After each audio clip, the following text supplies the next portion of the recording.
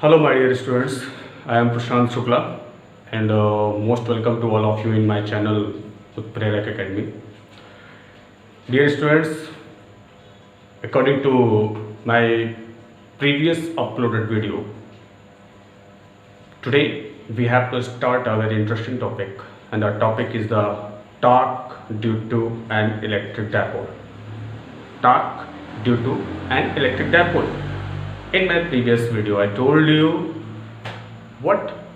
about the electric field intensity due to a dipole at its axial point, equatorial point, or at any point. These three concepts I told you, which was related to an electric dipole. And the topic, I'm going to start my topic, and this topic is also related to electric dipole. And topic is, I told you, torque due to an electric dipole. I told you about electric dipole well in my previous videos, my dear students. I told you. First of all, we should try to understand the meaning of particular term as like here torque. What is the meaning of torque? We should try to understand first of all this. This is the basic concept. The basic concept. Torque in Hindi we say bal aghur, and also known as in English moment of force. Torque is also called as moment of force, and in Hindi bal aghur. In Hindi bal aghur. The students of Hindi medium can understand it. Bal aghur, moment of force. Moment of force को ही हम torque कहते हैं, भाई बल आघूर कहते हैं. So torque. Basically, first of all, we should try to understand the meaning of torque. If you know the concept of particular term, then you can understand its application, what exactly in this topic we are going to study. So torque is what? Just listen carefully. You know about force? Force, we say force is what? Force is an external cause in the form of pull or push. Suppose that like we push this marker, this is the external cause, and it has a particular direction, vector quantity. When we push the marker moves in this direction. It means it is the force, linear force is the external cause due to which any object, any body tends to move in a particular direction, या in direction of the cause, या in direction of the external cause, force. But this motion is linear. I mean to say, आपने जो force पढ़ा है वो force एक Hindi medium में बाह्यकारक कहते हैं बच्चों. बाह्यकारक होता है किसी ऑब्जेक्ट पर लगता है तो ऑब्जेक्ट लीनियर मोशन करता है, मतलब सीधा चलता है. ये भी मोशन है. एंड अगर मैं बोलूँ ये ऐसे मूव कर रहा है, इस पर्टिकुलर पॉइंट पे ऐसे मूव कर रहा है, रोटेट हो रहा है, ये भी मोशन है, रोटेशनल मोशन. अब यही से आपको समझना है. Linear force which I told you in the form of pull और पुश, हमने पुश किया, बॉडी मूव कर गई. Linear force, external cause. Same as like torque is also a external cause. Torque is an external effort on any object due to which or by virtue of which that object tends to rotate about any axis. यानी torque वो external cause है जो किसी object पर जब apply होता है तो ऑब्जेक्ट लीनियर मोशन नहीं करती, वो रोटेशनल मोशन करती है, लाइक दिस. आपका दरवाज़ा ऐसे खुलता है, बंद होता है, रोटेशन अबाउट द वहाँ एक जो एक्सिस होती है जहाँ फिक्स होता है. रोटेशन भी मोशन, लीनियर मोशन इस मोशन को फोर्स प्रोवाइड करता है एंड इस मोशन को टॉर्क प्रोवाइड करता है. Torque is also type of force by virtue of which any object tends to rotate about any axis. I think आप समझ गए होंगे. This is the basic torque is the analogy of the linear force F. जो F force होता है F equal to ma, किसी object linear motion करवाता है, इसी की एनालॉगी है. ये वो फोर्स है, ये भी इस तरह फोर्स है, लेकिन ये बॉडी को रोटेट कराया जाता है किसी एक्सिस के अबाउट, तो टॉर्क होता है. आई होप आप समझ गए होंगे. सिंपल सी भाषा में linear force linear motion provide करता है ऑब्जेक्ट में and torque rotational motion provide करता है ऑब्जेक्ट में. दोनों एक ही तरह है, बट अंतर ये है बच्चों, मान लो ये मार्कर टॉर्क होता क्या, इसका फॉर्मूला बताने आपको जा रहा हूं. टॉर्क को हम मोमेंट ऑफ फोर्स भी कहते हैं. मोमेंट ऑफ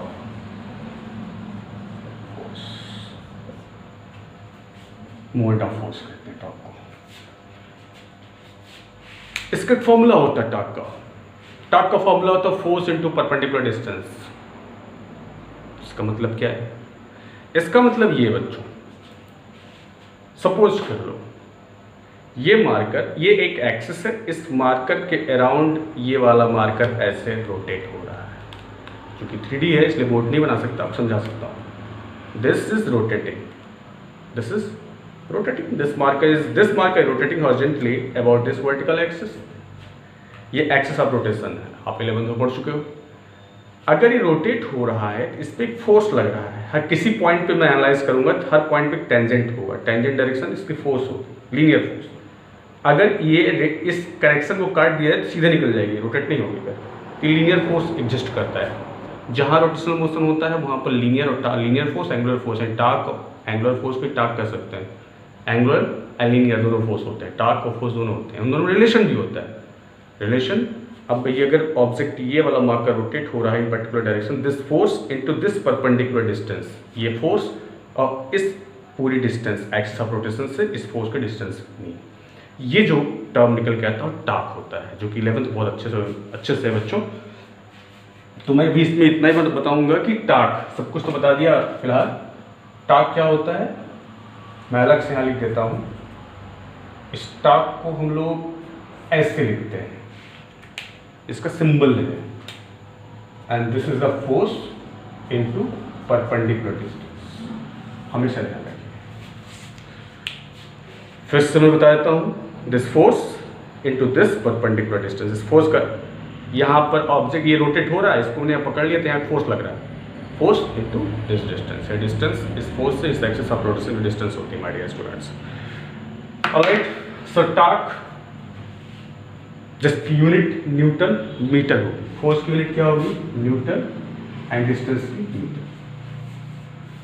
अब इस टॉर्क को अप्लाई करते हैं इसमें इलेक्ट्रिक डायपोल में. क्या कहानी है? तो माय डियर स्टूडेंट्स आप समझिए इसको अच्छे से. मैं इसको रफ कर रहा हूं. आप अगर कंसेप्ट समझ लेंगे अच्छे से तो न्यूमेरिकल समझने में दिक्कत नहीं होगी. न्यूमेरिकल बहुत अच्छे समझेंगे आप. अगर चीज़ों को सिर्फ टर्म रटेंगे या फिर समझ जान रहे हैं, हाँ ये I know it this topic, I know this, इस टाइप से नहीं होगा. उसके तह में जाइए, जैसे मैंने टॉर्क, तो ये आपको डेप्थ में जाने की जरूरत होती है. You should always try to analyse at a depth, right? So my dear students, अगर मैं यहाँ एक पॉजिटिव प्लेट रखता हूँ, जैसे मैंने प्रीवियस यहाँ नेगेटिव प्लेट रखता हूँ, ध्यान समझिएगा.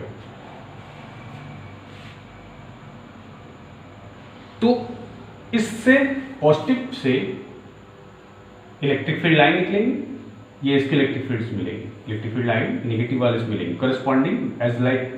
मैं आपको इलेक्ट्रिक फील्ड लाइन प्रॉपर्टी जब बता रहा था तो उसमें मैंने आपको बताया था, यानी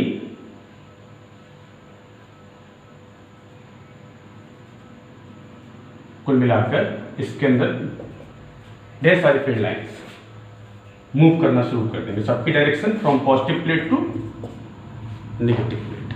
right, from positive plate to negative plates of direction. कहने का मतलब इसके अंदर एक स्ट्रॉन्ग इलेक्ट्रिक फील्ड है, जितनी फील्ड लाइन इंटेंस होंगी इसके अंदर कितनी स्ट्रॉन्ग इलेक्ट्रिक फील्ड होगी। इसके अंदर एक इलेक्ट्रिक फील्ड है जिसकी डायरेक्शन पॉजिटिव से नेगेटिव होता है। ध्यान दीजिएगा, ये इस इलेक्ट्रिक फील्ड रीजन का जिस तरफ से फील्ड लाइन निकल रही है पॉजिटिव एज्यूम किया गया, जिस तरफ फील्ड लाइन जा रही है उधर नेगेटिव एज्यूम किया गया। पॉजिटिव वाला जो पार्ट होता है ये higher concentration of field lines कहलाता है, ये लोअर कंसंट्रेशन। तो कुल मिलाकर अगर उस टर्म का आप यूज ना भी करें, टेक्निकल टर्म है, तो भी कुल मिलाकर इसके बीच एक इलेक्ट्रिक फील्ड जनरेट होती है। जब कोई दो भी अब चार्ज आमने सामने रखते हैं तो उनके बीच फोर्स ऑफ अट्रैक्शन होता है, उनके बीच फील्ड लाइंस होती हैं। ये फील्ड लाइंस इनके बीच मिला इलेक्ट्रिक फील्ड जनरेट करती हैं। वो इलेक्ट्रिक फील्ड डायरेक्शन पॉजिटिव से नेगेटिव होता है। बच्चों अगर मैं यहाँ पर कोई इलेक्ट्रॉन सब्जेक्ट कर देता हूँ, सपोज दैट इलेक्ट्रॉन इंट्रोड्यूस कर दिया मैंने, तो इलेक्ट्रॉन किधर जाएगा? इलेक्ट्रॉन मूव करेगा ना? क्यों नहीं मूव करेगा? क्योंकि इधर पॉजिटिव इधर नेगेटिव, ये क्या काम करेगा? इसको भगाएगा। ये क्या काम करेगा? अट्रैक्ट कर लेगा। लेकिन ये सीधा नहीं आता। ऐसा एक्सपेरिमेंट जो हाइपोथेटिकली एक्सपेरिमेंट प्रैक्टिकली देखा गया, ये इलेक्ट्रॉन, ये चार्ज बॉडी ये ऐसे मूव नहीं करता बल्कि कर्वेचर मूव करता है। ये ऐसे पैराबोलिक पाथ बनाते हुए इधर आता है। ओवरऑल ये है कि इलेक्ट्रॉन डिफ्लेक्ट होने की टेंडेंसी करता है। इसमें डिफ्लेक्ट होने की टेंडेंसी करता है, मैग्नेटिक फील्ड में रख दो तो रोटेट हो जाता है। तो कुल मिलाकर ये कर्व पाथ बनाते हुए पॉजिटिव तरफ भाग आएगा। यानी when we subject an electron subjected या introduce in electric field, then it moves against to the electric field. Electric field इधर डायरेक्शन है और इलेक्ट्रॉन इधर मूव कर रहा है। इसको बताने का यह मतलब है कि अगर एक इलेक्ट्रॉन इलेक्ट्रिक फील्ड में रखा जाता है तो उस पर वो एक इलेक्ट्रोस्टैटिक फोर्स एक्सपीरियंस करता है और उस फोर्स से वो मूव करने की कोशिश करता है। तो जब एक इलेक्ट्रॉन यानी एक सिंगल चार्ज किसी फील्ड में रखा है तब वो मूव करने की कोशिश करता है, उसे फोर्स लगता है। तो यहाँ पर एक डायपोल सिस्टम को अगर रख दिया जाए, ये जो टॉपिक है, ये कहानी किस लिए है? ये टॉपिक में ये talk on electric dipole. Electric dipole talk कब लगेगा? फोर्स कब लगेगा? जब वो एक electric dipole is system of charge ना, दिस सिस्टम ऑफ चार्ज। इस चार्ज में फोर्स कब लगेगा? जब इसको इलेक्ट्रिक फील्ड या मैग्नेटिक फील्ड में इंट्रोड्यूस किया जाए। तो यहाँ इलेक्ट्रिक फील्ड है, इसको किसी इलेक्ट्रिक फील्ड में इंट्रोड्यूस करते हैं तो इस पर फोर्स लगता है। भाई सिंगल चार्ज अगर इंट्रोड्यूस करते हैं तो भी फोर्स लगता है, वही बताया मैंने। तो दो चार्ज का सिस्टम अगर अंदर रखेंगे तो दोनों फोर्स लगेगा, चार्ज यहाँ भी। सो सपोज कर लो सेम वही कहानी है, इधर पॉजिटिव प्लेट इधर नेगेटिव प्लेट, इनके बीच एक स्ट्रॉन्ग इलेक्ट्रिक फील्ड इधर है, एक स्ट्रॉन्ग इलेक्ट्रिक फील्ड है इधर। बच्चों सपोज कर लो ये dipole system, this is the dipole system, this is dipole system. इधर नेगेटिव चार्ज है, इधर पॉजिटिव चार्ज, जैसा कि मैं बनाता हूं। अगर इसको आपकी तरफ से मैं ऐसे रख दूं, अगर ऐसे रख दूंगा तो नेगेटिव वाला पॉजिटिव तरफ, अगर नेगेटिव वाला पॉजिटिव तरफ है तो ऐसे ही इक्विलिब्रियम स्टेज में ऐसे ही कांस्टेंट मुद्रा में स्टेबल रहेगा, जो कि नेगेटिव को पॉजिटिव ने खींच रखा है और पॉजिटिव इधर पॉजिटिव नेगेटिव खींच रखा है। लेकिन अगर हमने ऐसे ना रखा, ऐसे रखा, ऐसे रखा, ऐसे थोड़ा सा भी डिफ्लेक्ट करके रखा, ये फिर अपने पोजीशन पे वापस डिफ्लेक्ट होगा। ये डिफ्लेक्ट इसको रोटेट कराने की टेंडेंसी प्रोवाइड कर रहा है। लाइक दिस, हमने ऐसे रखा तो इधर आ गया, इधर नेगेटिव माना, आप तरफ से नेगेटिव माना, ये अगर ऐसे रखेंगे ये ऐसे आ जाएगा। कहने का मतलब इस एक्सिस के अराउंड ये रोटेट करने की टेंडेंसी इसके अंदर बन रही है, दिस लाइक, राइट। दिस ऐसे रखा ऐसे आना चाहेगा, दिस रोटेट। अगर रोटेट करने की टेंडेंसी इस एक्सिस के अराउंड बन रही, टॉर्क हुआ ना फिर यहां पर, तो टॉर्क, उसी टॉर्क को हम लोगों को यहां डिराइव करना है। इसमें आप लिख सकते हैं when dipole keep in a uniform electric field. जब किसी डायपोल को हम इलेक्ट्रिक फील्ड में रखते हैं तो क्या होता है, उसको टॉर्क का जो एक लगता है एक्सपीरियंस होता है करता है, उसका डेरिवेशन करना है। देखो सपोज कर लो बेटा ये है डायपोल सिस्टम, हमने रख दिया, इधर माइनस इधर प्लस। जब ऐसे रख देंगे तो कोई इफेक्ट तो पड़ेगा नहीं, जब हम हॉरिजॉन्टल रख देंगे, लेकिन ध्यान रहे माइनस इधर होना चाहिए प्लस की तरफ, तब ऐसे क्लियर रहेगा। अगर आपने ऐसे इसको उठाया फिर ऐसे आ जाएगा, तो कहने का मतलब अगर आप यहाँ पर ज़्यादा उठाओगे तो इधर फोर्स वापस रिगेनिंग फोर्स ज़्यादा लगेगा, और उठाओगे और तेज फोर्स लगेगा। कुल मिलाकर ये थीटा जितना एंगल होगा उसी हिसाब से ये फोर्स वापस रिगेन करने के लिए लगेगा। ज़्यादा एंगल पे आप उठा दोगे तो ये ज़्यादा फोर्स इधर लगा के अपनी तरफ आना चाहेगा अगेन, एंड कम फोर्स लगाओगे तो कम। अब इस डायपोल के बीच डिस्टेंस कितनी होती है? 2l। इस डायपोल का डायपोल मोमेंट भी होता है जो कि नेगेटिव से पॉजिटिव होता है। सब कुछ मैंने बना दिया। इधर P है, राइट।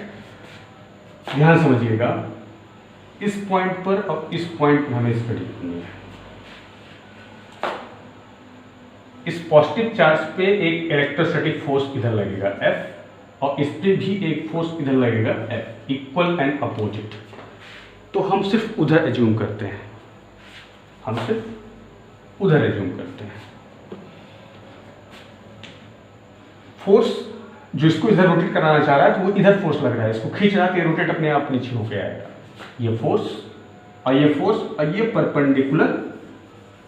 अब इसको डेफ्लेक्ट कराने वाला फोर्स जो लग रहा है टेंजेंशियल वो ये है, एज्यूम कर लिया, एंड परपेंडिकुलर डिस्टेंस ये हुई, ये पर्टिकुलर डिस्टेंस परपेंडिकुलर डिस्टेंस हुई, जो कितनी हुई? 2l sin theta.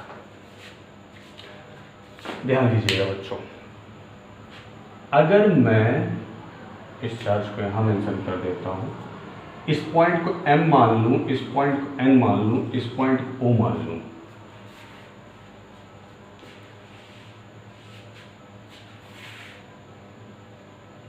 अगर मैं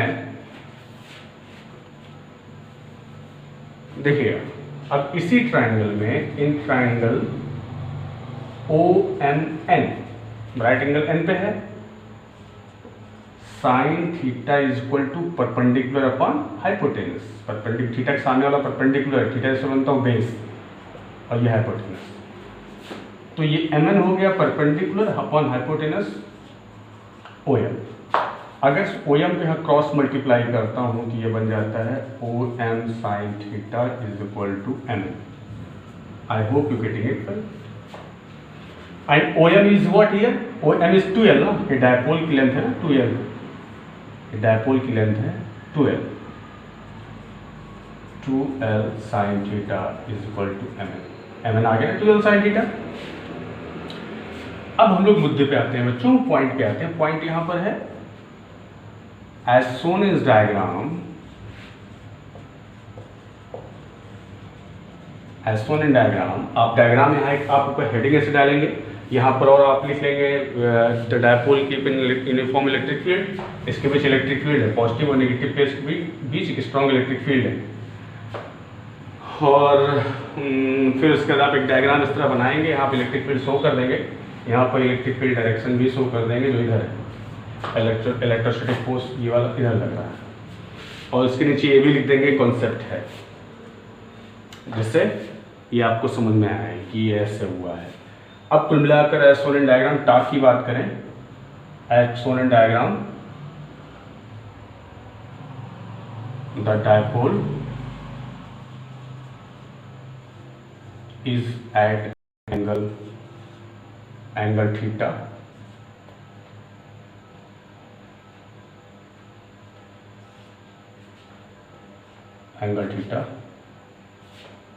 from electric field. So torque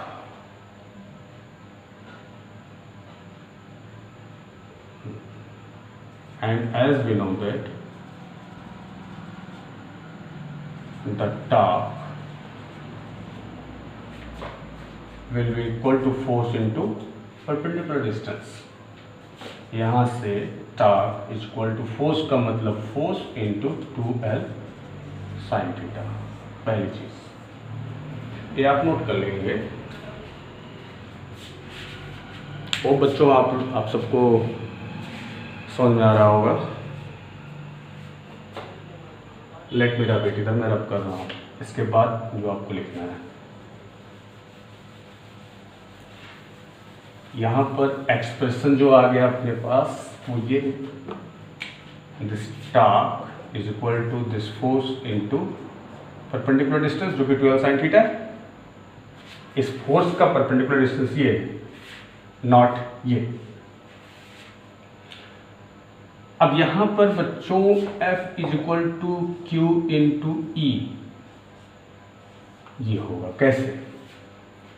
वो ऐसे जब किसी इलेक्ट्रिक फील्ड में, मैं आप बताता हूं, मान लो यहां पर इलेक्ट्रिक फील्ड है इस पूरे इस क्षेत्र में, कहीं कम इलेक्ट्रिक फील्ड कहीं ज़्यादा, जब यहाँ पर कोई चार्ज Q अंदर एंट्री करता है, किसी पॉइंट पर रखते हैं तो ये कुछ फोर्स एक्सपीरियंस करता है, और इसी फोर्स से हम डिफाइन करते हैं कुछ पॉइंट पे इलेक्ट्रिक फील्ड इंटेंसिटी कितनी है। याद आ रहा होगा प्रीवियस लेक्चर्स में Q नॉट लेते थे तो F1 Q नॉट होता था, तो यहाँ पर Q, ये जो Q है या ये Q है, इस Q पर ये इलेक्ट्रिक फील्ड फोर्स लगा रहा है, F फोर्स ना, तो हम यहाँ भी एक रिलेशन आएगा ना, E equal to F upon Q, तो ये Q इससे मल्टीप्लाई होगा तो F equal to Q into E, यानी F equal to Q into E, जो कि हमने लिख दिया सिंस करके।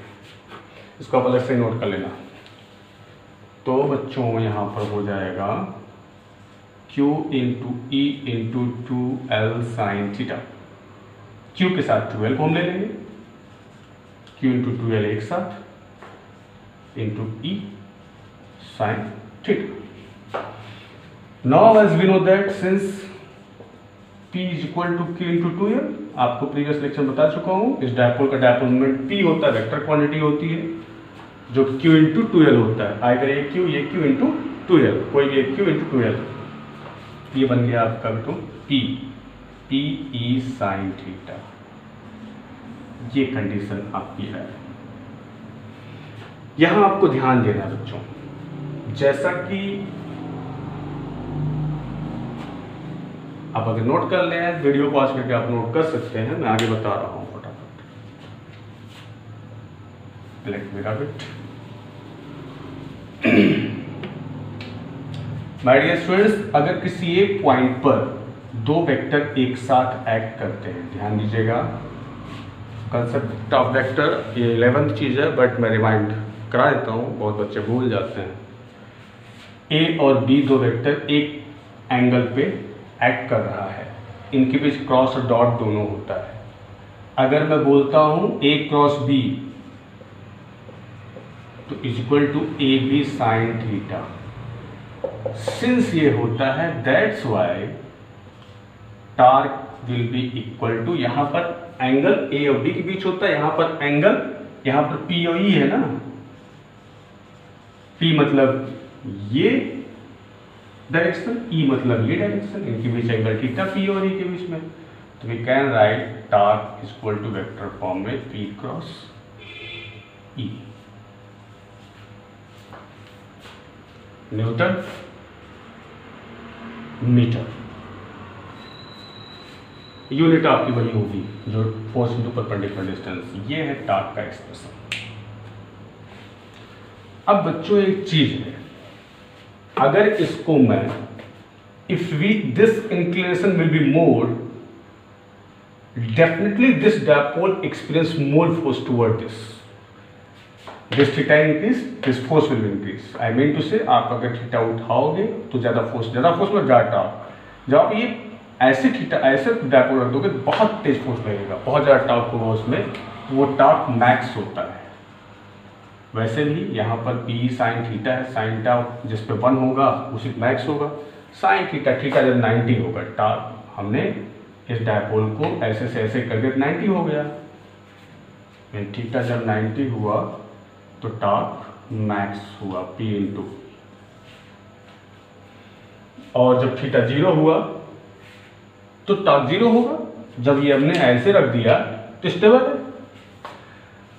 आई hope you get it well my dear students, हाँ समझ में आ गया होगा बच्चों आप लोगों को, और एक बार देखना दो बार देखना आ जाएगा, कोई बहुत टफ टास्क नहीं है। अगर कुछ नहीं है तो मुझे आप अपडेट कीजिएगा, I will resolve your queries. Now अब इसमें एक कंसेप्ट और है माय डियर स्टूडेंट्स, कंसेप्ट क्या है? Work done due to dipole, work done due to dipole. जैसे कि कोई बॉडी लीनियर मोशन करती है तो वहाँ लीनियर वर्क डन होता है ना, वैसे जब रोटेशनल मोशन करती है ना, यहाँ पर रोटेशनल हो रही है, ये यूं यूं जब कहीं कोई ऑब्जेक्ट किसी एक्सिस के अबाउट रोटेट होता है तो वहाँ भी एक एंगुलर वर्क डन होता है। जैसे कि लीनियर फोर्स में फोर्स इनटू डिस्प्लेसमेंट होता है, वैसे ही एंगुलर वर्क डन में टॉर्क इनटू यानी angular force into angular displacement. जब कोई बॉडी रोटेट करती है तो वहाँ पर भी मोशन होता है, वहाँ एंगुलर मोशन होता है, तो वहाँ पर भी जो वर्क डन होता है वो भी फोर्स इनटू डिस्प्लेसमेंट होता है। अंतर ये होता है angular force into angular displacement. Angular force क्या होता है, this is torque, angular displacement वहाँ थीटा होता है। Let me rub it.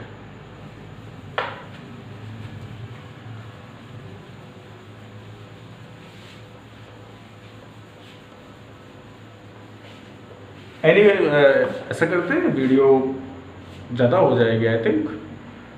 छोटा शॉर्ट वीडियो हम लोग एक टॉपिक करते हैं, ये टॉपिक कर लिया और इसके बाद हम लोग जस्ट मैं नेक्स्ट वीडियो अपलोड कर दूंगा very soon, work done due to dipole, and further we will study flux, Gauss theorem and so on.